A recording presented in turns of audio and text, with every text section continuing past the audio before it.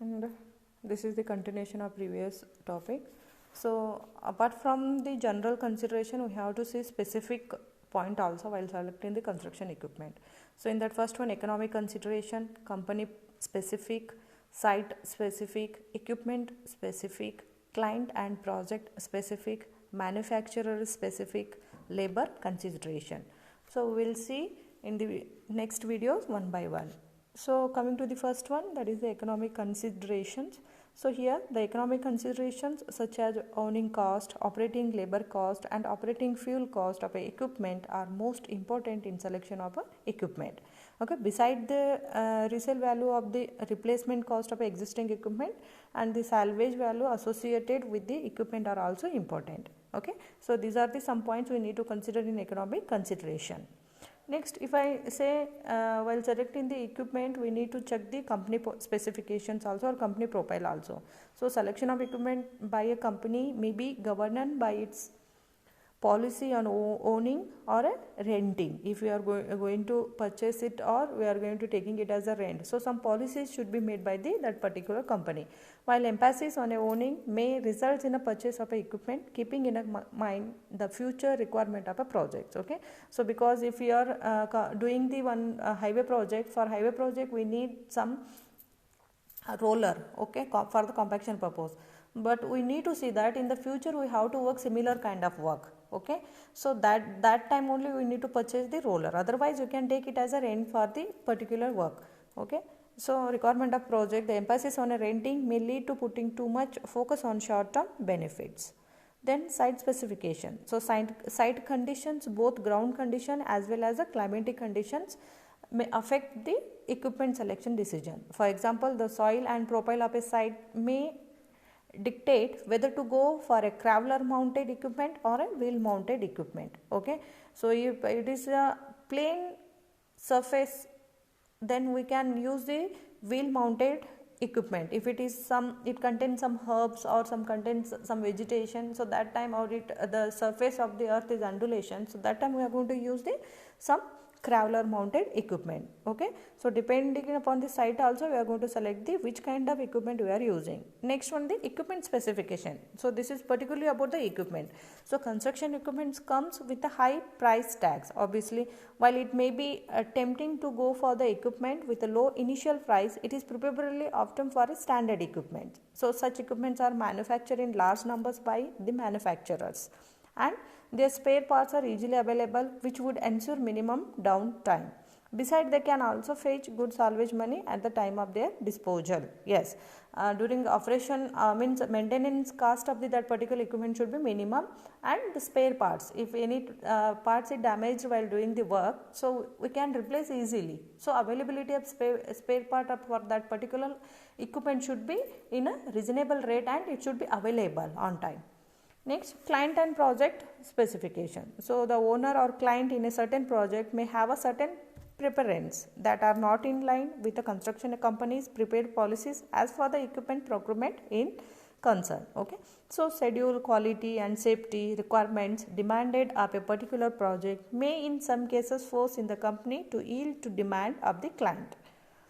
So next one, manufacturer specification. So if one company is manufacturing that equipment, then what kind of specification they are maintaining. Okay, so that one also we need to see. So in that, a construction company may prefer to buy equipment from the same manufacturer again and again. Okay, and that too from a specific dealer. Okay, so sometime what will happen, the company who is selling the equipment, that itself manufacture the equipment, otherwise it will buy the manufacturer equipment from some manufacturer plant and it will sell it. Okay, so these two conditions may be possible, and then this may be to be bring in a uniformity in the equipment fleet possessed by the company, or because the company is familiar with the working style of the manufacturer and dealer. So next one, if we need to consider labor consideration also, because ultimately labor are required to operate any kind of construction equipment. So labor plays here main important role.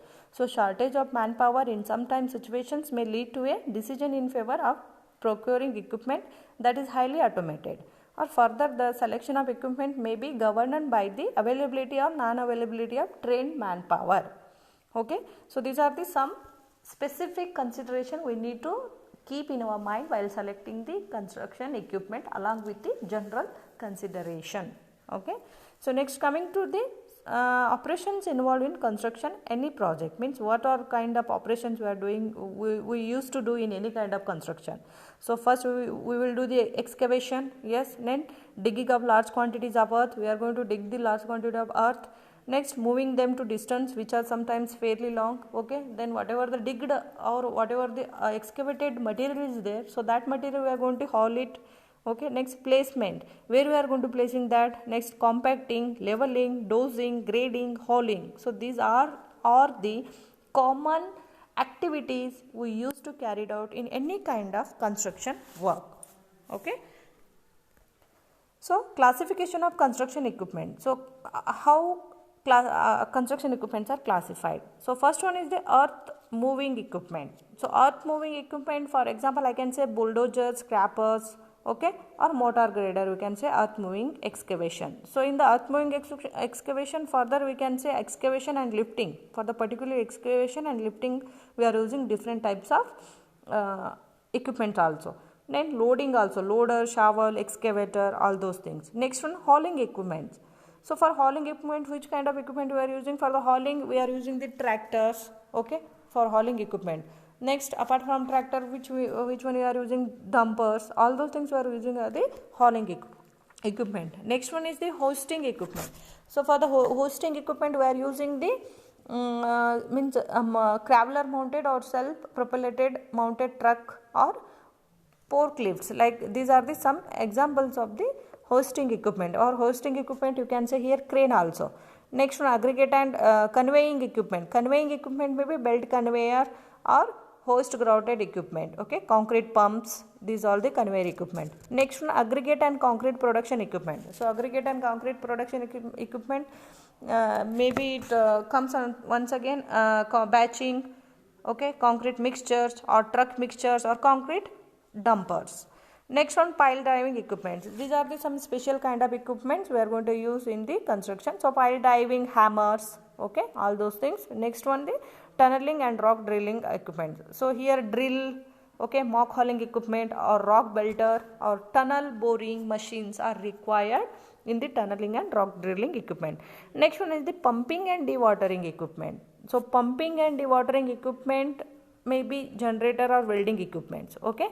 So some pumps we are going to use to dewater the waters at the site during the construction, okay.